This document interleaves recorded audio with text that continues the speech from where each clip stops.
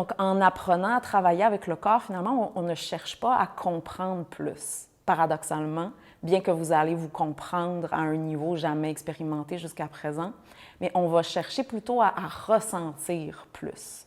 C'est ça la clé, à ressentir sans jugement, sans même vouloir que ça soit autrement ou que ça change. Parce que même nos résistances, là, ce qu'on porte à l'intérieur de soi, ces résistances-là ne sont pas là pour rien. Elles ont une raison d'être. En fait, elles nous protègent de ce qui est sensible à l'intérieur, en dessous. Puis tant aussi longtemps que j'ai besoin des résistances, bien, elles vont persister. Donc le corps, bien, j'ai besoin d'apprendre à le respecter, à respecter aussi ses limites puis ses résistances. Puis il devient à ce moment-là notre point d'ancrage.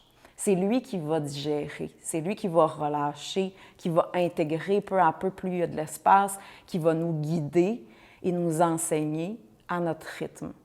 Puis c'est aussi dans le corps que ces mécanismes-là inconscients vont tranquillement pouvoir se révéler à soi, puis que je vais pouvoir apprendre à les connaître intimement et donc de là développer autre chose, découvrir puis goûter à autre chose. Donc le système nerveux, il a besoin d'abord de relâcher, il a besoin de créer de l'espace pour que même un nouvel état puisse émerger. Parce qu'imaginez, développer, là, créer une nouvelle posture interne face à la vie, face à soi-même, face aux autres, ça ne peut pas se penser, ça ne peut pas se projeter du mental. Ça se vit directement.